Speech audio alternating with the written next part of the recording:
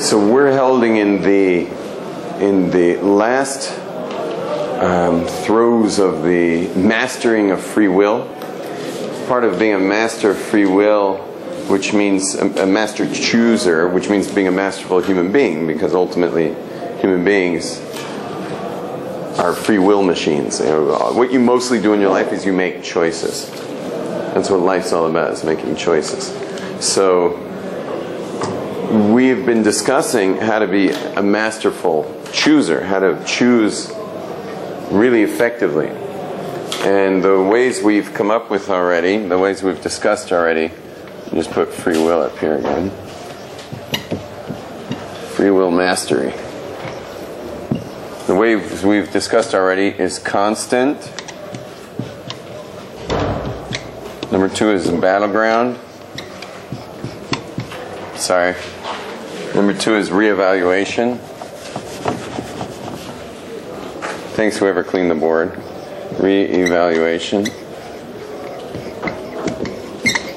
Number 3 is a battleground.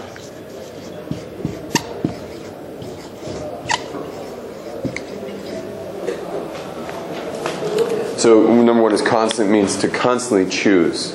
Like choose to be in Jerusalem right now, choose to be in this class, choose to be with me, choose to be with each other, choose your parents, choose your siblings, choose your children, choose what is. Stop resisting what is. Really choose what is and be in your life. And as far as God's concerned, God's creating the world now. So stop waiting for some God experience. This is the God experience. Reevaluation just simply means that you have to be able to reevaluate your life to be someone who's like really got free will.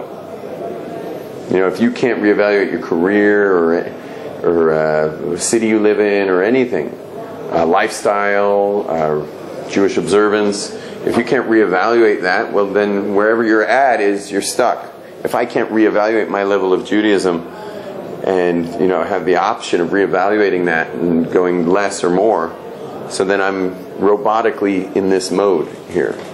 So what makes your life more alive, where your free will is really coursing through your veins, is by reevaluating. Again, you don't have to make a shift. You just got to reevaluate. It takes tremendous courage to make a shift, but our job is to reevaluate. Okay? Number 3 is the battlegrounds. The battleground between the soul and the body. Okay, and as we said, the soul is your spiritual highest values, and the body is just more base, shares with the animal kingdom, survival and reproduction. That's your body, but you have to know you're on a battleground. You have to know this is the battle now. You may be in a battle right now whether to pay attention or not. You may be in a battle right now maybe you had a battle whether to come to class. Anyone had a battle whether to come in today or not? Anyone have a battle whether to get out of bed or not? That was my battle. I woke up exactly when I said I would, but it was a battle to get out of bed. These little battles we have. If you want to ignore that you're in a battleground, I mean, who wants to live on a battleground? I'd rather be in Palm Springs, personally. Who wants to say they're in a battle? On a battleground? No one. But if you want to ignore the fact that you're on a battleground, what's going to happen? You're going to lose. You're going to lose. This isn't one of those things that you can conveniently ignore. But how many people conveniently ignore it? Especially in the if it feels good, do it generation. No one wants to say I'm in a battle. I just imagine all my secular friends and colleagues who today are all in all kinds of businesses and professions. I just can't imagine one of them, in LA pulling up in his fancy sports car and saying I'm having a tremendous battle between whether I should go to gym or go meet my wife on time or something. I think they might be having that battle, but they don't see themselves in little battles all day long. But these are little battles that we have. Yeah. Isn't it my experience? By the way, that was a lame example because I think everyone's having that battle. Yeah. Yeah. Sandy. It's a good example, Rabbi. Okay, but because it's the life you've chosen and the life that they've chosen. Okay, you could say that. Wait, Sandy. Let's not discuss my bad example or good example according to Yitzchak. Sandy. My experience is that most people don't want change. They want the status quo. Right. And life is always changing. And to some extent. And you can't, but there still is, most people are afraid of change. And right, people are afraid of change. People are very change resistant. I kind of want to, since you're bringing up this issue of the fear of change, I think I should mention something. Which is another way of saying the battleground, but in a little nicer way. Right. I just want to talk about change for a minute. A lot of people feel they're afraid of change, but you're actually not afraid of change. If you won the lottery and suddenly won like $1 billion, your life would change a lot. Things would change a lot. You may think it wouldn't, but it would. Life would change a lot. If you suddenly were a billionaire, and I mean, there would be like, once you gave the charities you wanted to give to and build the institution you want to build to, you'd still have another $9,000 million. Right, 1,000 million. You'd still have $900 million to figure out what to do with it. You understand? Things would change. I would have a condominium in Whistler Mountain for mountain biking in the summer, and probably one on the North Shore of Kauai for surfing in the winter. Those would be my two spots where I'd have second homes, and I'd have probably four-wheel drive trucks to get to and fro. But that would be after, of course, I gave lots of charity and stuff. Help build whatever needs building and stuff. Not to mention feeding Africa. So can't most people somewhat do what they want to do anyway, and not need that $1 billion? We're not talking about needing. I'm just saying if you got it, life would change, and you wouldn't be too sad about it. Like this. Let's take John for example. John, imagine you just won $1 billion in the lottery. Okay, now your life would change a lot, and you're not from an observant family, are you? So you'd go back to your parents. You go back to your parents. You come back from Israel with your $1 billion in your suitcase, and you know what your dad would say? He'd say, "John, I'm so proud of you. I always knew you'd make it." And your mom would say, "That's my boy, amazing." And your aunt would be like, "Can I touch you?" And your best friend would be, "Can we go out to lunch?" And everyone would be so happy about it. And you'd love every minute of all this new change going on in your life. Phone ringing off the hook, every banker, investor, everyone wants to help manage your money. Everyone wants to take you out to lunch also to get them the job. Anyway, but when you win like the Jewish lottery, for example, you come back from Israel, turbo Jew, that kind of change, and you come back with the cosmic dental floss or the what I call the instant nerd, on your head. Your dad doesn't say, "I always knew you'd make it, son." Your mom doesn't say, "I'm so proud of you." Your aunt, "Can I touch you?" No. Okay.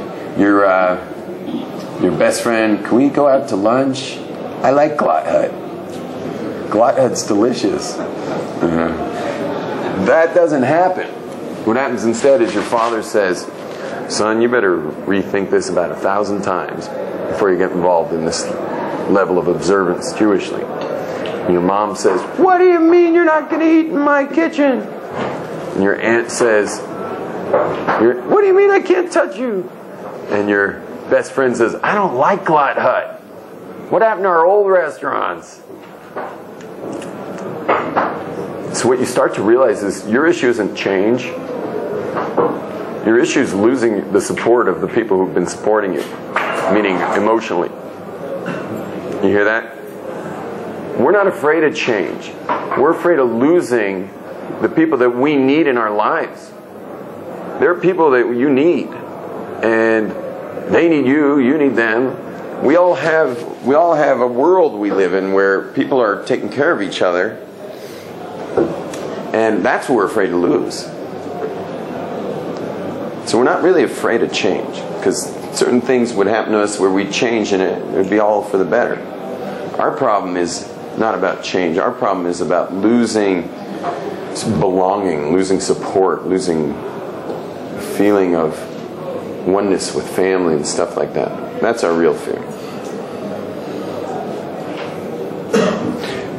So what happens though in the end, which is a little sad, is that we lose our access to truth and seeking truth. Because if seeking truth might mean rocking the boat with family, rocking the boat with friends, rocking the boat with community neighbors where I'm from, and I don't want to rock the boat, which is rocking my own boat because I need them too, so then I lose my access to truth, to the search for truth. That's pretty high stakes, because I mean, you were put in this world for this search. Because the point of the world was to find the truth. Of course, a major part of this world is the support that we experience in family and friends, but it's not supposed to take away the search for truth. And if you ask them, would you mind if I searched for truth? Of course they'd say, of course you should search for truth. Would you be behind me no matter what my findings were as I search for truth? Of course we'd be behind you no matter what. Great. And then you can pull out your black hat and your long coat. How's this? Oh no, I didn't mean that. You know, that's too much. There was a student here at Aish that once... Too much truth or just too much? Just too much.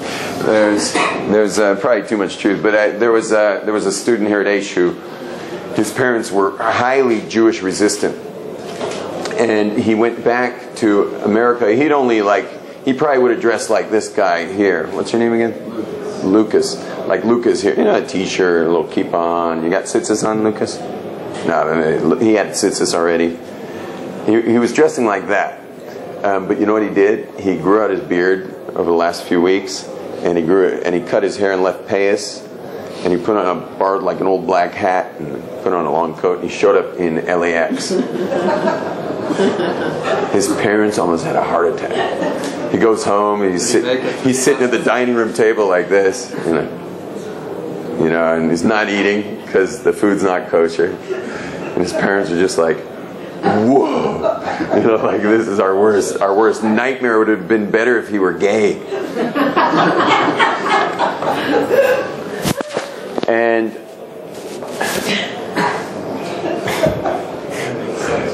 And then he says to them, listen, I know you're embarrassed by my new look and everything, but I'm willing to cut you a deal.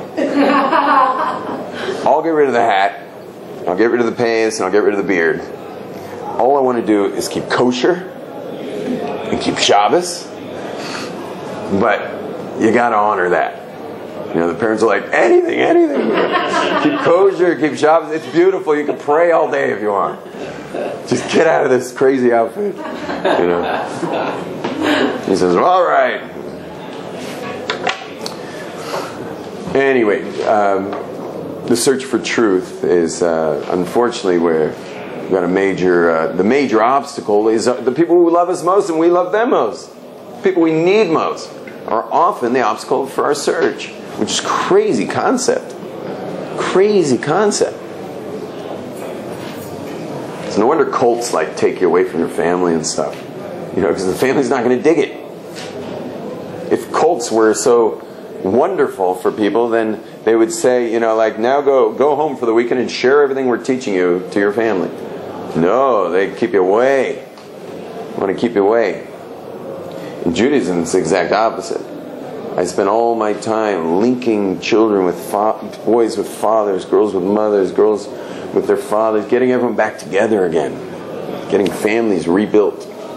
We're the exact opposite. But you can understand why the cults are doing that. because part of growth means growing out of what you've been known for. And this is called, by the way, you should ask Yoni and Eli, what is this called, this whole issue of people knowing us already in a different way? What is it called? Yeah. They're in my course. I'm doing a course at night. It's the first pitfall. Remember? What's the first pitfall? Even if I change when I get back to my hometown and everyone knows me a different way, what is that called? It's called a consensus. There's a consensus about you. That's what we're talking about. There's a consensus about, like Daniel, there's a consensus of what Daniel's like. His tastes, his moods, his expressions, his lifestyle. That's a consensus about you. And if you want to break it, if you want to break that mold because you're growing in life, good luck. Because everyone already knows you a certain way, and they're going to be resistant to that. Because as we explained earlier classes, they need you to remain you for them to be them. Because everyone's relying on each other. Every community, every society, every family is operating according to fictional agreements that are just the style of that family, that community, that neighborhood, whatever. There's these fictional agreements, and you have to stick with the agreements. Otherwise, you make people uncomfortable. But it's not so much they're uncomfortable about you, they're really uncomfortable about themselves. Because for you not to be what they have known you to be, so that they can be who they are, you've now created a vacuum in who they are. Who are they supposed to be if you're not being what's worked for them until now? See, a community or a family, let's talk family. A family is like an organism where everyone's very interrelated. You're interdependent, but very related. And when one person in that organism shifts in their being, including their lifestyle especially, the organism doesn't know what to do with itself. And for that reason, as I was saying before, we lose our access to truth, to the search for truth. Because how can you have a search for truth if you're not allowed to change at the end, right? So you're not even going to bother searching, because everyone knows if you search for truth and you actually discovered it, things will change for you. But you're not even going to go on a real search for truth if the change that it means is untenable for your family situation or your loved ones. That's why it takes so much courage to search for truth. So much courage. And what we also expressed earlier in the week is that once the family or friends or neighbors or workmates or anything get over your new lifestyle, it takes them about a year or two. Except for there are always those people who are just going to shoot themselves in the foot forever over your shift. But most people, it takes them about a year or two to get over it. You know what they know you for now? They know you for who you are now. And they know you for that level of integrity and truth. You like become the instant leader of your family at that point. You go from being a member of the family to a leader of the family because of the level of integrity that you live with. So you used to be known for just being part of the organism. Now you're known for being the leader of the organism. And people really appreciate that because integrity issues come up in everyone's lives. In work, relationships, integrity issues come up. Well, who are they going to go to when they have an integrity issue and they need advice? They're going to go to you. I remember in my own experience, some of the people that gave me the biggest flack for becoming observant came to me years later with serious questions in business. Saying like, how'd you do that? How'd you keep your integrity? Because I got a serious integrity issue on the line right now where I can gain a lot, but I'm going to have to tell some half-truths. And I've got a lot to gain by doing that financially, but I'm not going to be in my integrity at all. You really had integrity back then, no matter what anyone thought. How'd you do that? And I was able to advise him. So I said, I thought you I thought you hate me now. For, you treated me like garbage when I became observant. Why is it suddenly you want advice? He apologized. He said, I'm sorry, I just made me uncomfortable. So people do come around. People do come around. They say the faxes, when I became observant, the communication was not email, it was faxes. They say the faxes that my father sent when I became observant were of the most vehemently angry, lashing out faxes that they'd ever seen in Ishtar history to date. Today, that same man, my father, he can't stop talking about the nachas he has and how much integrity his son lives with. He can't stop talking about it. Even at events of my siblings, my mom has to kick him under the table to go back to the sibling whose event this is. Because he just never dreamed that he would have a son who just, straight, do the right thing. But it didn't start like that. So you're still, meaning the organism never truly spits you out. You just become known for something else in the organism, in this case, truth. Which makes you automatically the leader because everyone else is part of this mediocrity conspiracy going around. Okay. This is the battleground between the soul and the body. And guess who loses when you want to ignore the fact that you're on a battleground? The soul. The soul loses. The body wins. It's the default mode of human beings. Why? Why does the body win automatically if you want to choose not to battle? Because the body's made of, all of its senses, and this world's a sensory experience. This is what you see. This is what you know. It's basically, you should know, even if you are doing the battle, let's say you agree, I'm on a battleground. This is major stakes here. I'm in a battle. I've got my soul and my body both pulling different ways in this battleground. You have to know that even if you agree you're on a battleground, it's still Godzilla versus Bambi.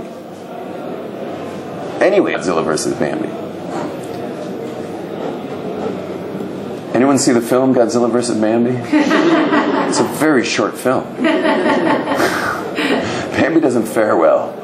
The film's about 5 seconds long. All you see is there's little Bambi and the beautiful music and the pond and the grass. And then you just see a shadow of a foot. And then the movie's over. So it's Godzilla versus Bambi because your soul voice is Bambi and your body voice is Godzilla. Soul voice is very quiet, especially if you're a man. Because the soul voice is more feminine. It's harder to hear. So gentle. No ego. Doesn't want to be recognized for anything. It just wants good and wants to give and wants to care and wants to connect and wants to see the world around it as one with it. Soul voice only understands certain language.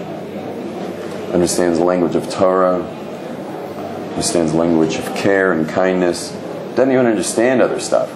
So half the time, your soul can't even understand what in the world you're saying because it doesn't speak that language. Think about it, your soul does not speak body language. It doesn't even know. So when your body's on a roll, like it's been kind of running your life for a few days or a few weeks or a few years or your whole life, when your body's been running things, your soul has really kind of lost touch. You went into sleep mode.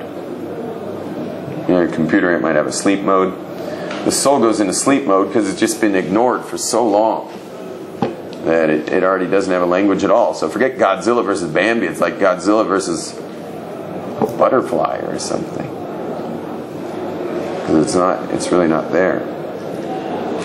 But you can pump up the soul voice. It's never going to go. As long as you're alive, it's what keeps you alive. So you can always reinvigorate the soul voice. Little Torah study, do a mitzvah, come to Jerusalem, your soul voice gets a microphone. You guys notice your soul voice has a microphone since you've been here? It's now getting more of a say. Meaning on a pie chart,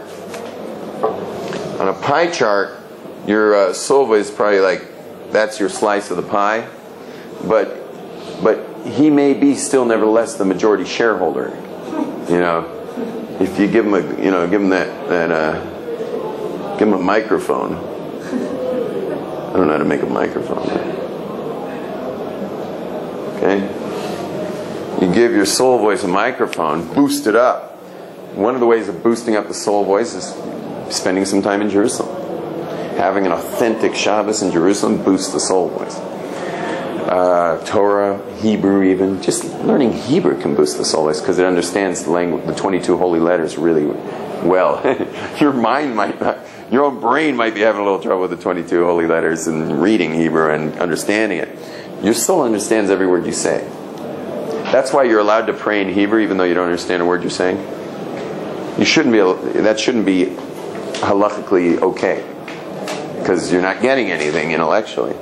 Yet we know that someone fulfills his obligation to pray in Hebrew. It's because your soul's totally getting it. We suggest, obviously, to do the English because how long, after a while you're going to be suffering by not knowing what in the world you're saying. It's probably why other traditions turn to English. Other denominations turn to English just to make it more, valuable, the time spent praying.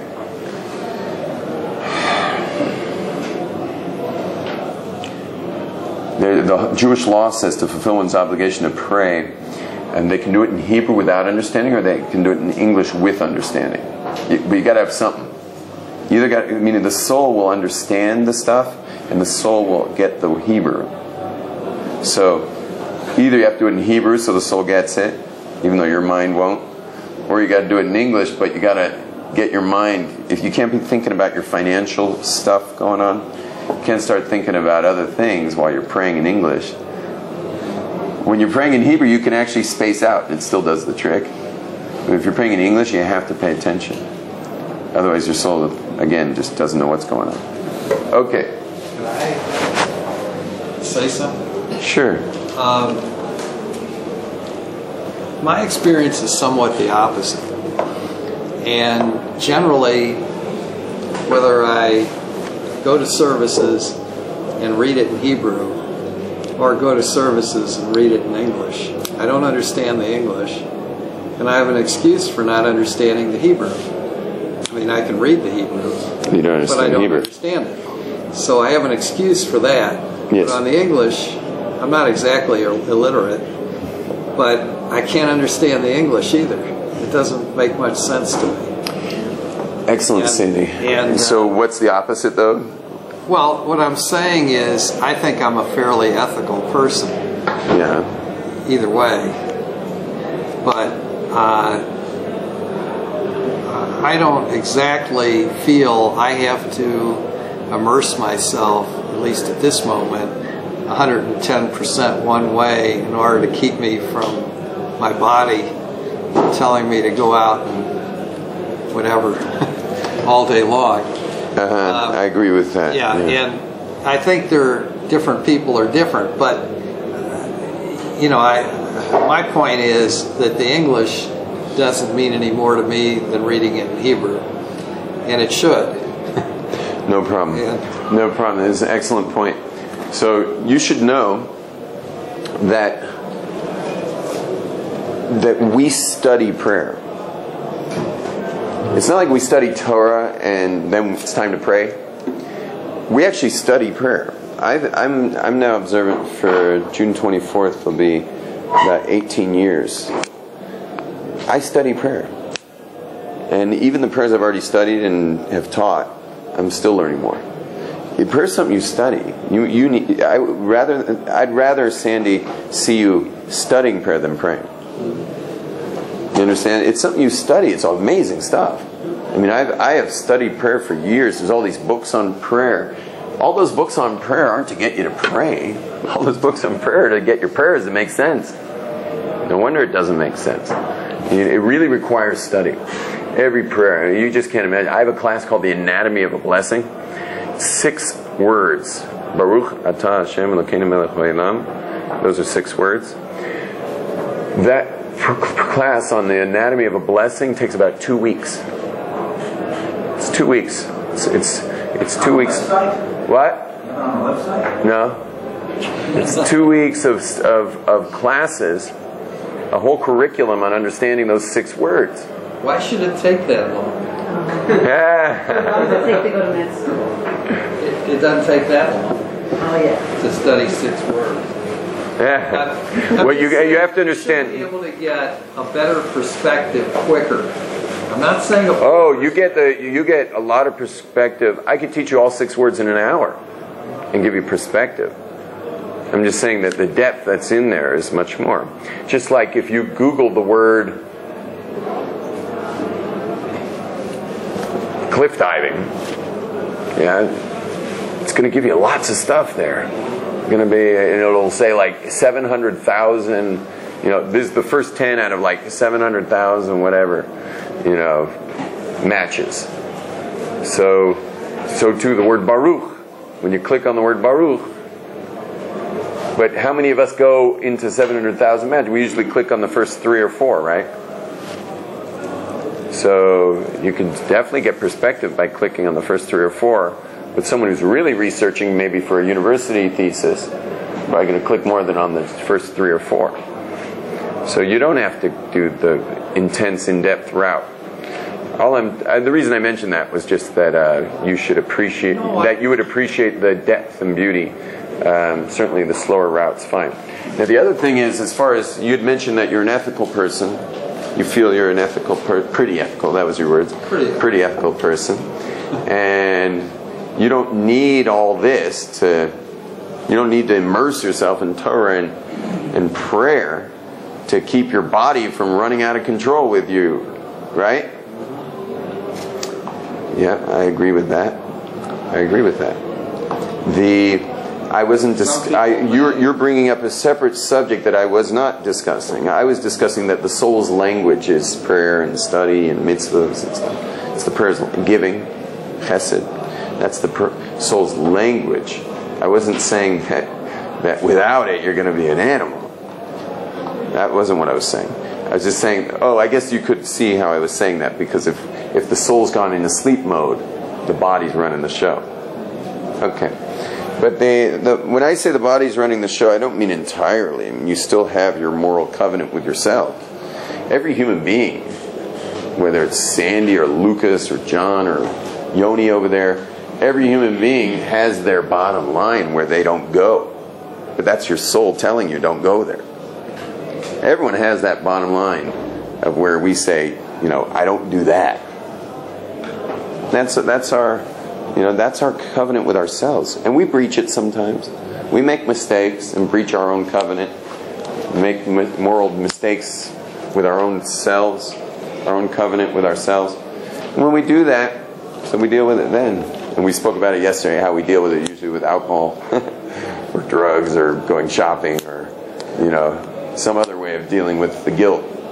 But Judaism says, just own it. Own that you did it. Say you're sorry to God and move on. Don't get involved in all kinds of other behavior just because you made a mistake. Okay, so that's the battleground between the soul and the body. And I just want to mention, though, I don't know why I'm mentioning this. Hopefully I'm not going to be sorry I did. But sometimes you meet people who say, I'm not observant, but I'm a good guy. I'm not observant, but I'm a good guy. You get people say that. So I think a more accurate way of saying it is, I'm not as observant, but I'm good to people. I'm not hurting anybody. I think that's a better way of saying it. Because from a creator perspective, where a creator created you, part of being good would be like connecting back. Part of being good would be avoiding things that you know the creator wouldn't be happy about. So giving a blanket statement of being a good guy would have to include connecting and avoiding that which your maker doesn't want you to do. You understand? That's part of being good. It's not enough to be good with people. So rather than saying, I'm not observant, but I'm a good guy. I'd rather hear you say, I'm not observant, but I'm very good with people. But I personally would rather see you step on more toes and worry more about Shabbos and kashrus. You understand? If you're so interested in being a good person, you know, I'm glad you do not steal. I'm glad you don't lie, and I'm glad you don't cheat. But I didn't create you. You know, Barbara, that you don't like hurt me, and, you know, throw your glasses at me or your water bottle or lie to me about who you are or something. I appreciate that you don't do that. But I'd rather you lie to me, you understand? I'd rather you throw your bottle at me than be throwing it at Hashem, who created you, because I didn't create you. It's very nice. You're being nice to me and being truthful and honest and dignified and you relate to me with integrity. I appreciate that. But I didn't make you. God did. So part of being good has to include God. Yeah. And so I'm looking at the battleground, and I look at the battle in body to body. I mean, we're talking about soul, you know, and body. But most of the battles that we're fighting every single day and we're making excuses for are body to body. It's like, I'm not successful because my dad was mean to me, or I'm not happy because my dad beat me up or didn't buy me a thing, or my father was an alcoholic, my mother was this. So we're making excuses all the time and having battles. That's body to body. Yeah. I don't know that we ever get, I mean, when we get to the soul, it's most of us have a hard time relating to that. Because we're already fighting our body all the time. Well, I mean, every person, every excuse they ever heard about anybody, about anything, and people make excuses all the time about why their life is the way it is. Right. It's always not great, but it's a battle, it's an excuse. So I think once we can get rid of all these excuses body to body, then we can say, okay, now let's figure out the soul. Okay. I accept that. I think we need, or maybe say there's two battlegrounds that we're fighting on. And you want to see how we mix God in with our body to body? I mean, he's saying we all have a background that we can easily point to for the why we are the way we are today. So how do we bring God into that? Is that God created you new today. Right? Daniel, you're brand new today. This is the first time this day has ever occurred for you. Did God come to you with a little voice this morning and say, can I remind you of all your problems based on your background? He didn't say that. In fact, the prayers we say in the morning, we say that we are brand new. God's creating the world new. Did your mom call you and say, can I remind you of all your problems? No one's doing that. We're doing it. We're doing it. So part of being into God means giving yourself a new start every day. And we do that with the mikveh. The men in my community go to the mikveh every morning. I spend my day completely nude with all my neighbors every morning. And we go in that water and we just burn off anything else. You know, we treat it like sulfuric acid. Just go in there and just burn off the past and start your day. Just start your day. Today I forgot to do that. I'm on my way back up the stairs. I said, you know what? Go back in the water. Went back in there and just said, all there is God, and let's get started with a brand new day. Can you describe that? What? Can you describe that some more? Your experience in Bigfoot? What? Starting over, sulfuric acid burning off all our past excuses for who we are. And redefining ourselves. Because the mikveh is the womb. The mikveh is the womb. Mikveh is a rebirthing. Born again Jews. Okay, you go in that water. Not only that, I mean, it's literally a born again because you can't live underwater. So when you're under the water, you think, wait a second, if I stayed under, I'd be gone. Of course, your instinct will pull you out, but imagine, you didn't come out. Within 2 minutes, you're gone. So since I'm coming out, what am I coming out for? I know I'm going to come out of this water. What for? Why bother? I know what the day looks like based on my past. I know what this day is going to be like. Do you? Oh yeah, you haven't noticed your life's a rerun, Yitzchak? No, but you're saying you coming out of the mikvah. Meaning I know what it would be like. Yes, but The question is, what do I want it to be like? And I want it to be a brand new world, which it is. And of course, my habitual ways of being are gonna chime in. They're gonna chime in, and I just say, you know what? That's not who I am. Do you pray in the mikvah? There's no prayers in the mikvah per se, but when you're under the water, then you can, I mean, it's a little hard to pray under the water, but when you're under the water, you have holy thoughts. Thoughts of going back to zero. Thoughts of starting again. Thoughts of connecting with God. I mean, there's all kinds of cool stuff to think of under the water. It's kind of like either a mini death or a mini death. Yeah, it's a mini death. And it's also, like one cool one I like is that the water's, you got to be surrounded completely. So you're surrounded completely by this substance. And your body's also made of 70% water. And so you're really just a bunch of water. It's just a bunch of water and water. And the idea is that the Creator is outside of space and time, but He's also filling space and time. So you are surrounded by the water, representing God outside space and time, but yet you yourself are filled with 70% water anyway. So filling space and time. The water is really both outside and in. God's inside me. I'm part of God, so to speak. Whatever, there's massive amounts. I have classes on mikvah. Number 4 is the soul. Are you completely covered up In the water? in the water, or Sure. you just have your head above the water? No, you got to be completely immersed. You can't have any tight-fitting anything on you. If you're wearing a ring, you got to remove it. Anything that would prevent water from touching any part of the body.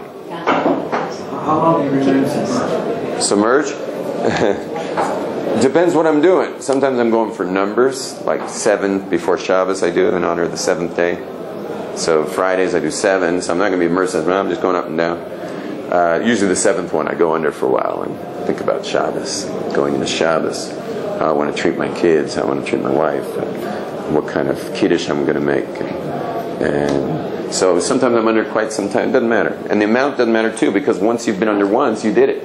You've purified your body for... Okay. Number 4 is the soul.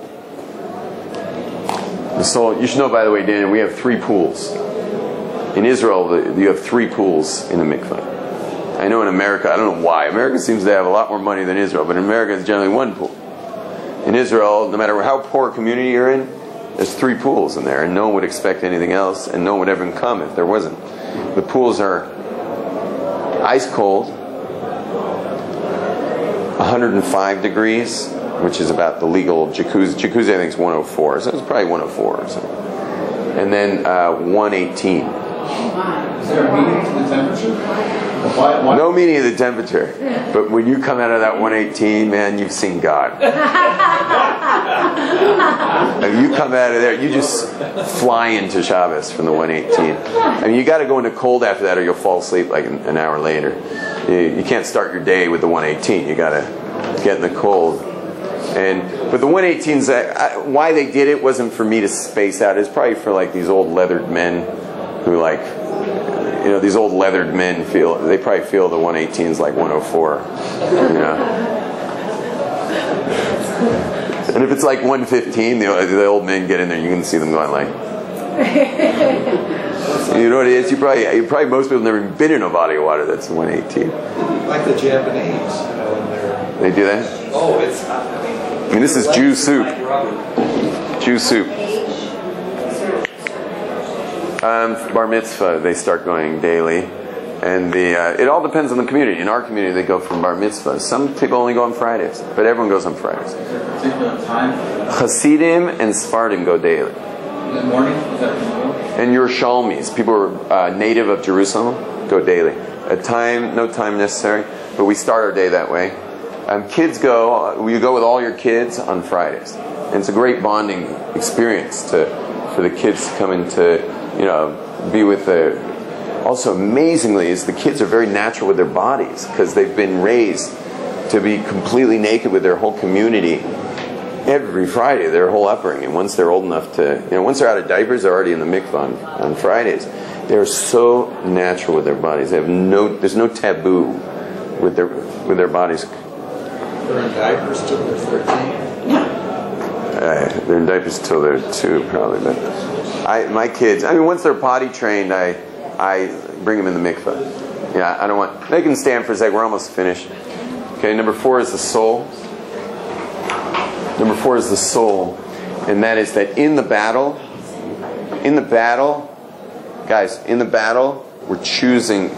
You want to choose the soul. In the battle between body and soul, you want to choose the soul. Now, how you doing, Paul? Now, when you choose the soul, what do you think that means, to choose the soul? Do you think that means like take a shotgun and blow away your body, boys? Not at all. Okay? You're not here to destroy your body. Your body wants to eat.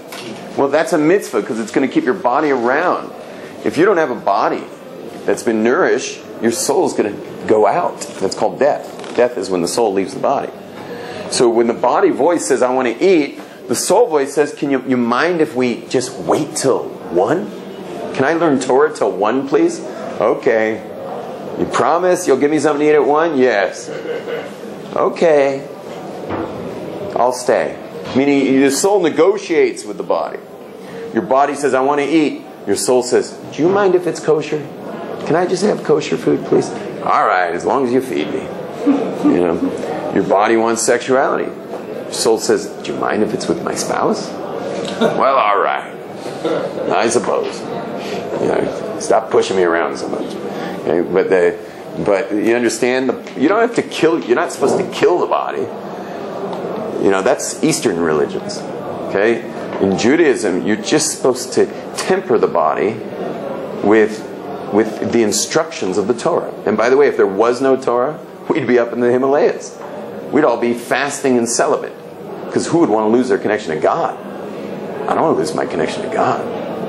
And I know my body I'll lose it real quick with my body running the show.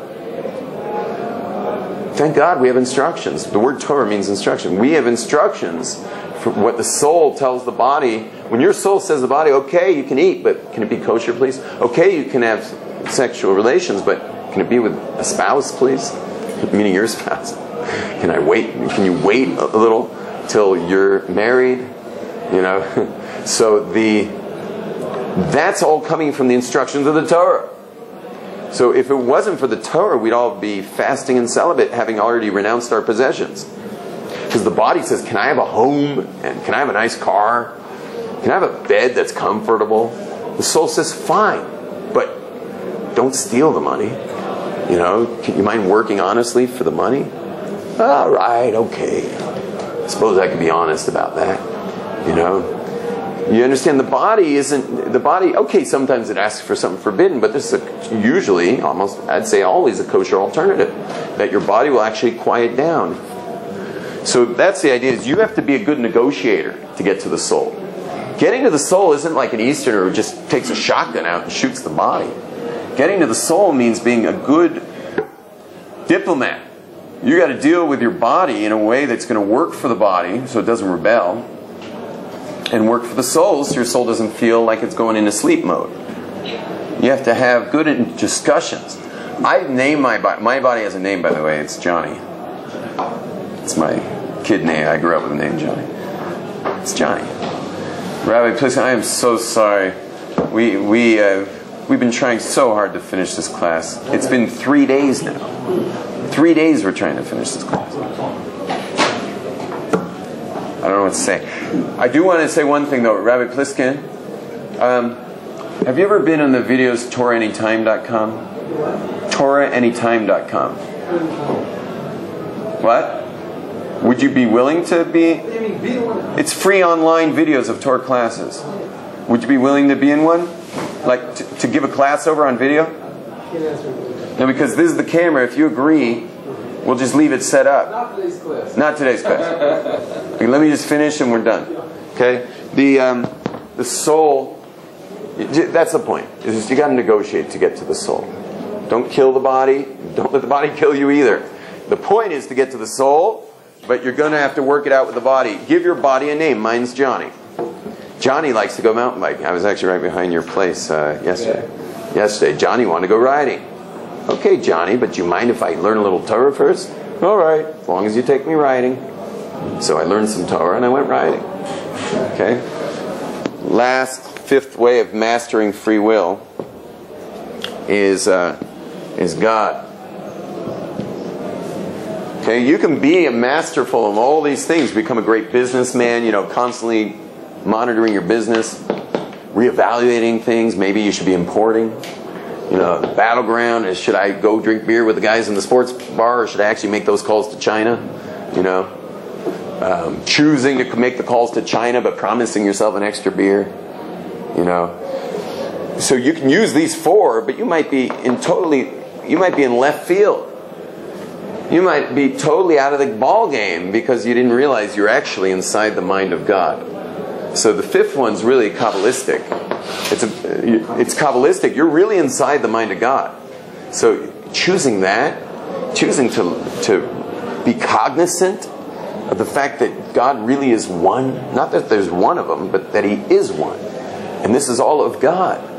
Is the ultimate level of free will. You're a master of free will if you're walking with God. So you can walk down the street in a way that you're like going to do something that's mindful of the body and the soul battle. You're mindful of your battle.